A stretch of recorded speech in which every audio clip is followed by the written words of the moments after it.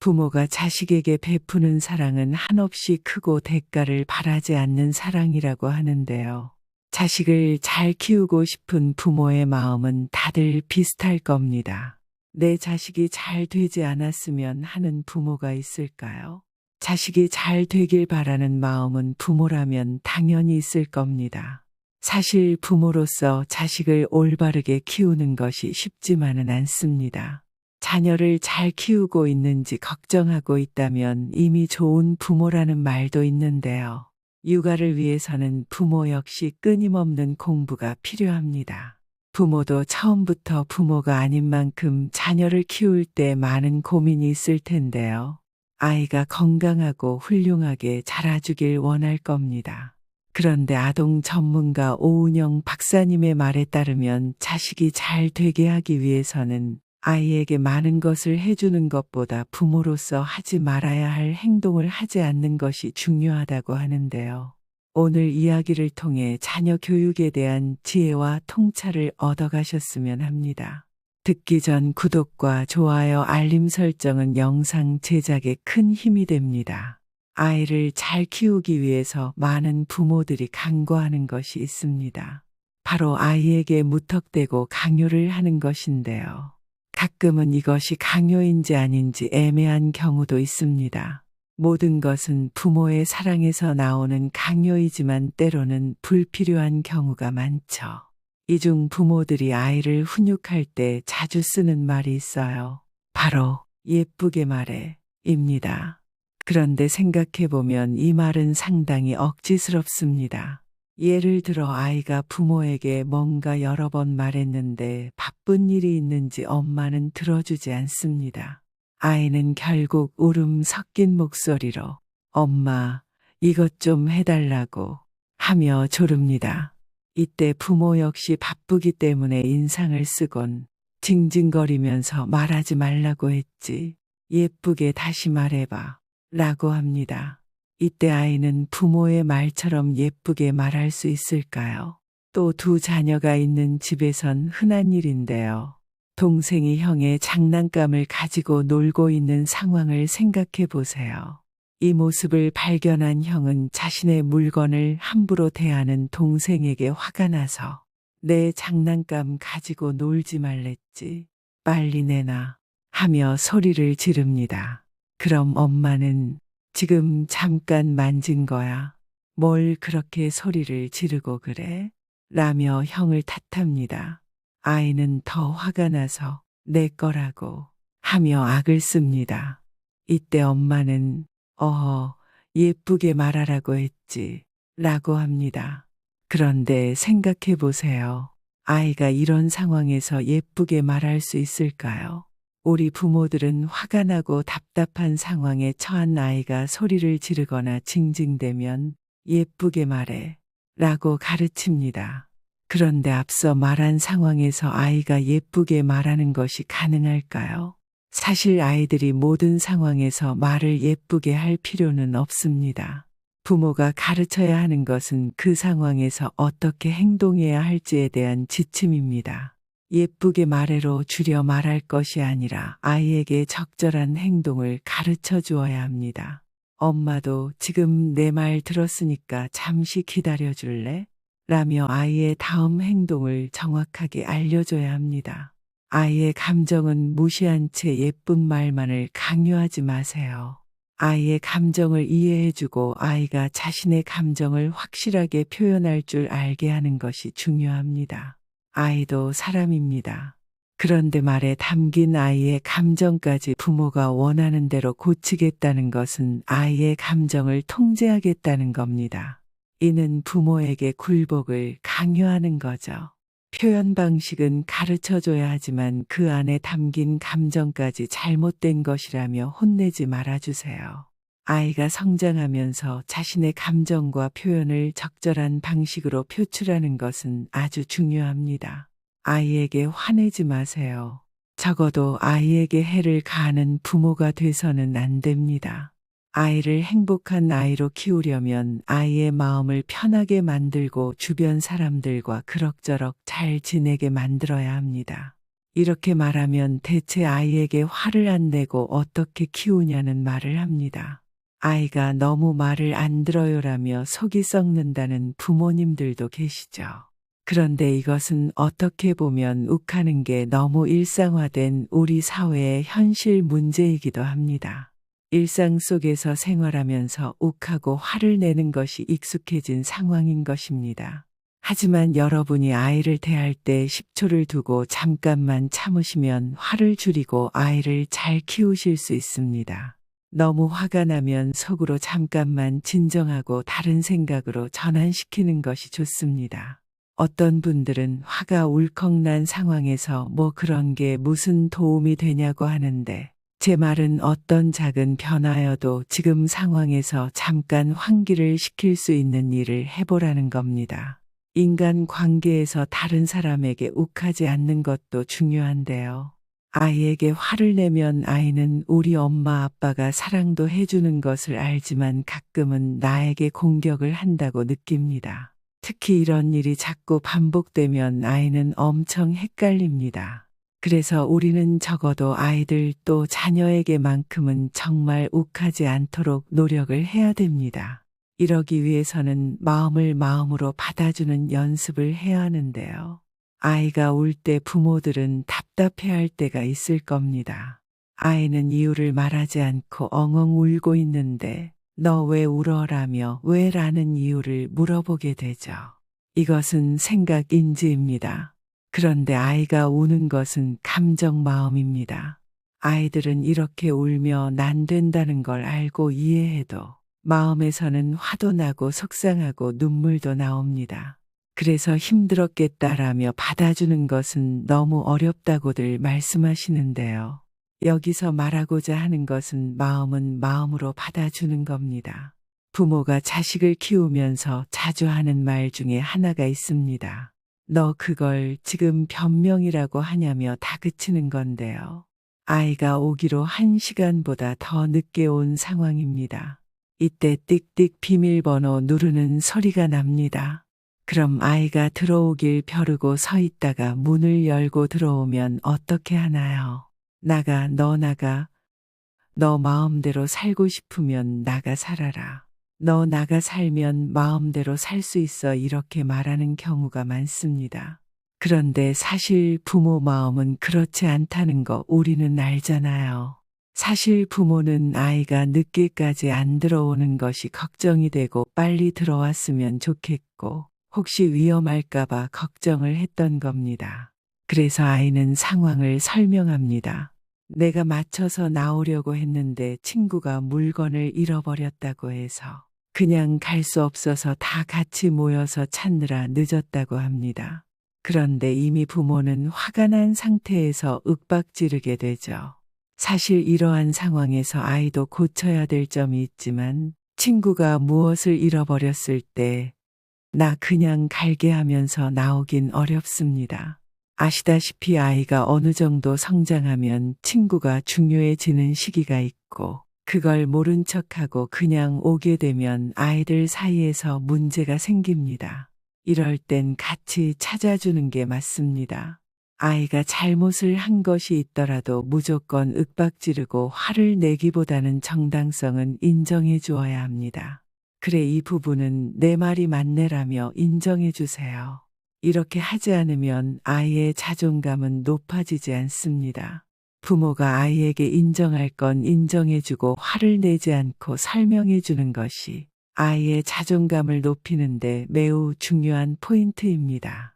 아이가 거짓말을 했을 때 무턱대고 아이를 혼내기만 해서는 안 됩니다.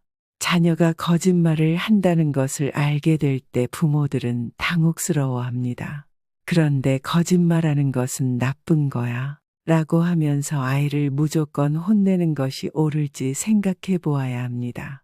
먼저 유아 시절의 거짓말은 자연스러운 발달의 단계로 볼 수 있어요. 우리가 사회를 살아가면서 간혹 선의의 거짓말은 필요가 있다고 하는데요. 생각하는 그대로 말을 하게 되면 나중에 인간관계에서 어려움을 겪을 수 있습니다. 할머니가 만들어주신 빵이 별로 맛이 없지만 맛있어요 라고 말하거나 친구가 그려준 그림이 자신의 마음에 들지 않지만 예쁘다라고 말하는 것은 선의의 거짓말이죠. 이런 선의의 거짓말은 타인과 원만한 관계를 유지하기 위한 수단이기 때문에 오히려 선의의 거짓말을 이해하는 능력이 높은 아이가 친사회적 행동 능력이 뛰어나다는 연구도 있습니다. 남을 속이기 위해 의도적으로 하는 거짓말을 반사회적 거짓말이라고 하는데 3살만 지나도 타인을 속이기 위한 의도로 거짓말을 할 수 있습니다. 자녀가 의도적으로 거짓말을 하는 것을 알았을 때 부모는 매우 심각한 고민에 빠지기도 하는데요. 이런 거짓말 역시 발달 과정에서 자연스러운 과정 중 하나입니다. 그러면 아이가 거짓말을 했을 때 어떻게 대처해야 할까요? 거짓말을 했을 때 부모가 어떻게 훈육하는지에 따라 아이의 거짓말은 감소하거나 혹은 증가할 수 있습니다.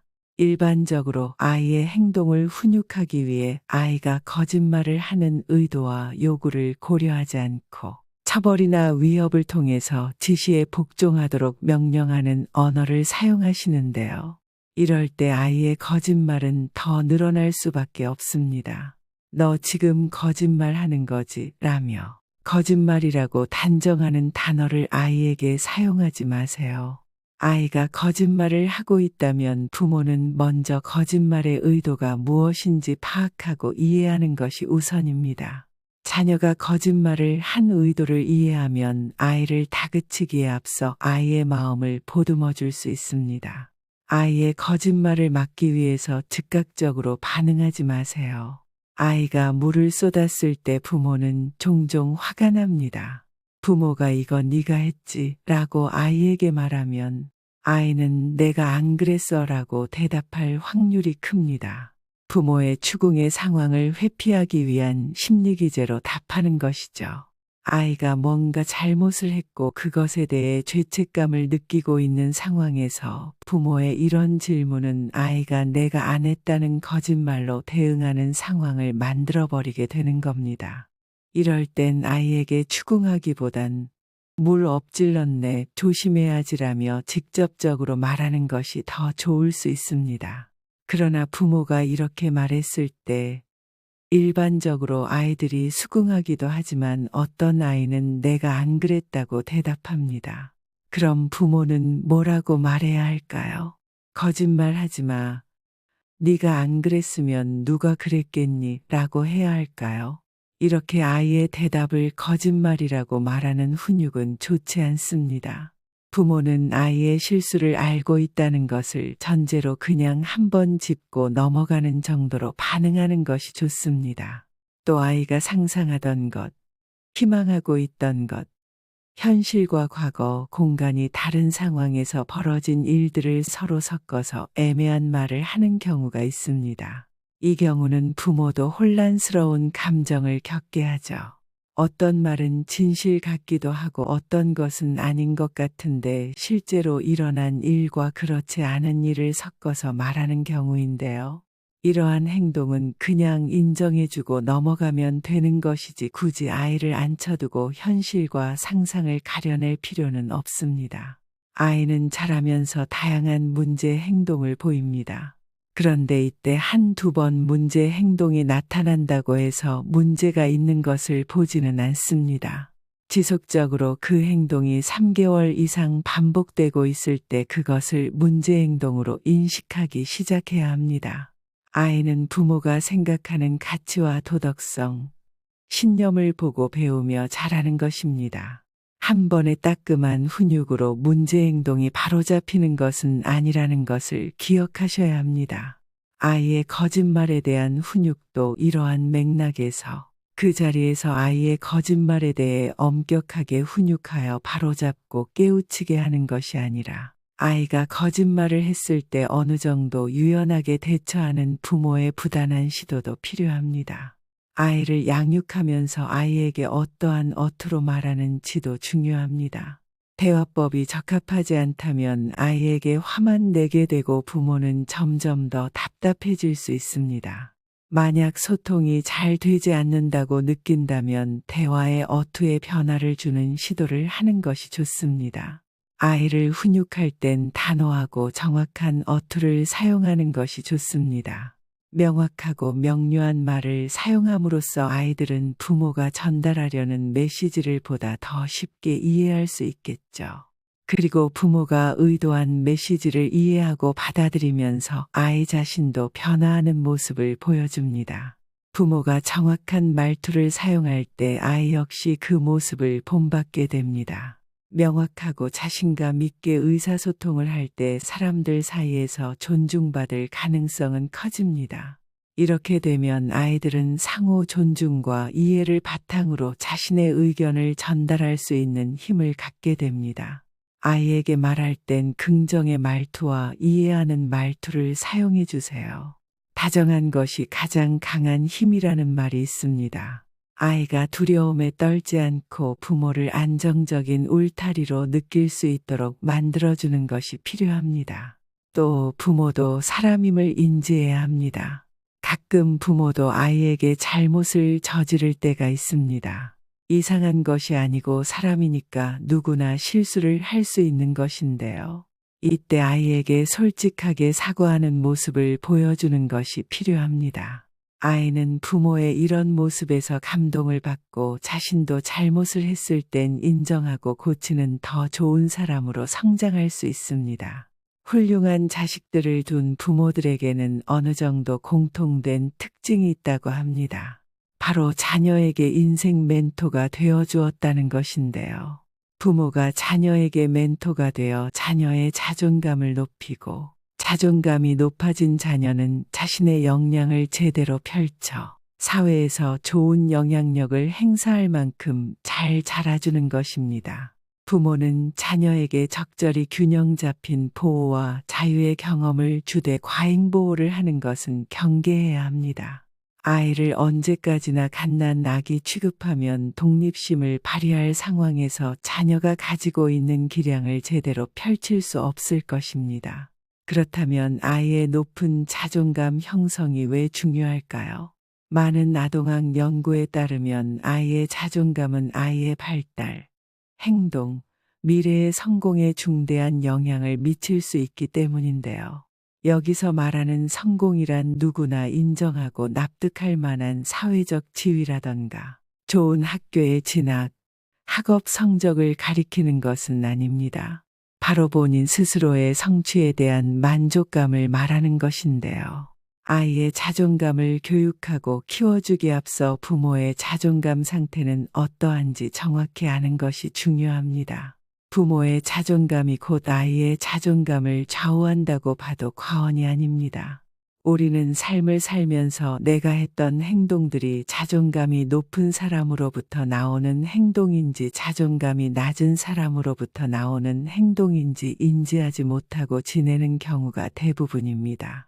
이때 부모 자신의 자존감 상태를 인지하지 못한 채 내 식대로 아이를 양육하게 되면 부작용이 생기는 경우가 덜어 있습니다. 그렇다면 아이의 자존감을 높여주기 위해선 어떤 행동을 하는 것이 좋을까요?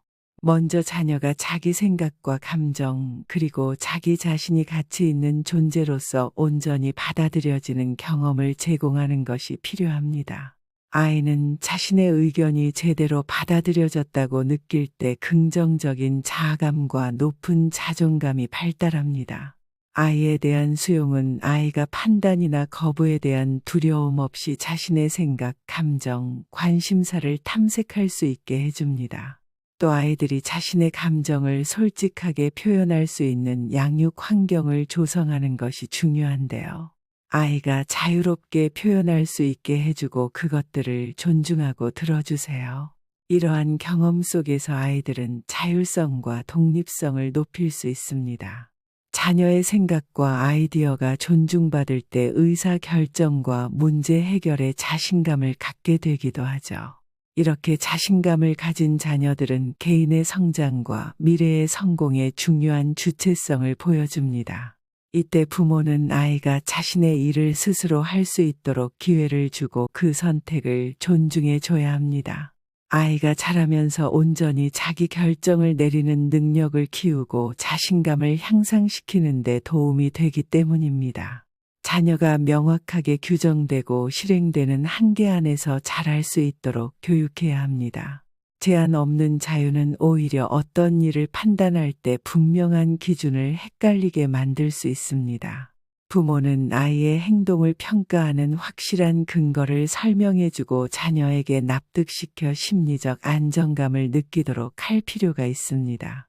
자녀가 한 인간으로서 존엄성을 존중받는 환경을 제공해 주세요. 부모는 아이를 통제하거나 조종하려고 폭력을 휘둘러서는 절대 안 됩니다. 이것은 많은 아동학 전문가들이 강조하는 사실이기도 합니다. 또 아이에게 창피를 주거나 조롱하지 않아야 합니다. 무심코 한 말의 아이는 큰 상처를 받을 수 있습니다. 부모는 아이의 의사 결정을 돕는 역할을 하며 어느 정도 권위는 갖되 아이를 억압해서는 안 됩니다. 아이의 선택에 대해 부정보다 긍정에 중점을 두도록 하세요.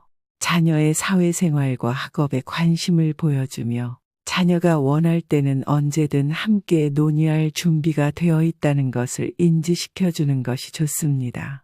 그렇게 되면 자녀 역시 자신의 감정을 무조건적으로 억누르거나 부정하기보다 필요할 때는 부모를 믿고 지원을 요청해도 되는구나 하는 정서적 안정감을 느끼게 됩니다. 부모로부터 받는 정서적 안정감은 아이들이 회복력을 키우고 정신 건강을 보호하는 데 큰 도움이 됩니다. 수용할 줄 아는 부모 밑에서 자란 아이들은 강한 정신력을 갖게 됩니다. 그리고 부모가 행동과 실행의 측면에서 기준을 세우고 책임감을 키워주는 것이 중요합니다. 네가 하는 일은 무엇이든 다 괜찮아가 아닌 윤리적이면서 현실적인 기대를 가지고 부모가 기대하는 바를 너그러우며 억압적이지 않은 태도로 전달해야 합니다. 부모의 현실적인 기준을 자녀에게 제시함으로써 자녀는 자신이 할 수 있는 최선을 다해야 한다는 책임감을 갖게 됩니다. 자존감이 높은 부모는 명확한 경계를 설정하고 일관된 훈육을 시행할 가능성이 더 큽니다. 아이를 훈육할 때 일관되게 함으로써 자녀에게 혼란을 주지 않습니다. 일관된 경계와 규칙은 아이들이 안정감을 키우고 자신의 한계를 이해하는 데 도움이 됩니다. 부모 스스로 자존감에 대해 알고 아이를 양육하는 것도 중요합니다.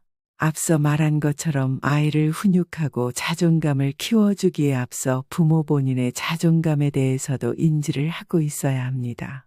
자식은 부모의 거울이란 말이 있죠.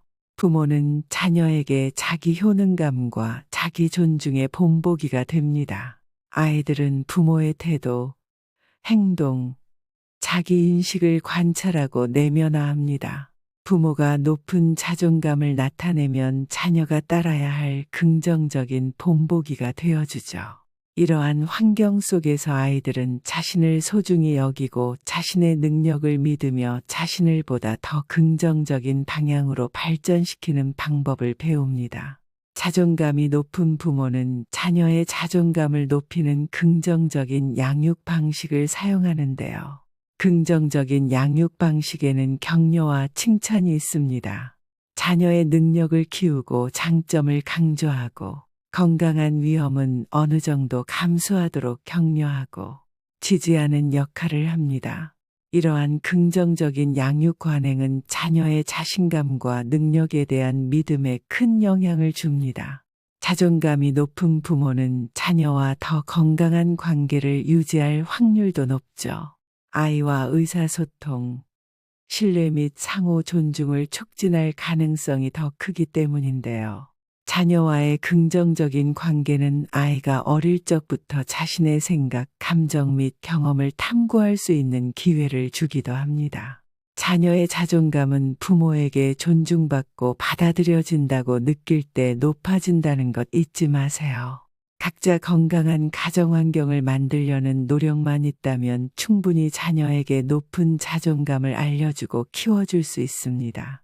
이쯤 되면 부모도 자식도 행복해지는 최고의 방법이 무엇인지 감이 오실 겁니다.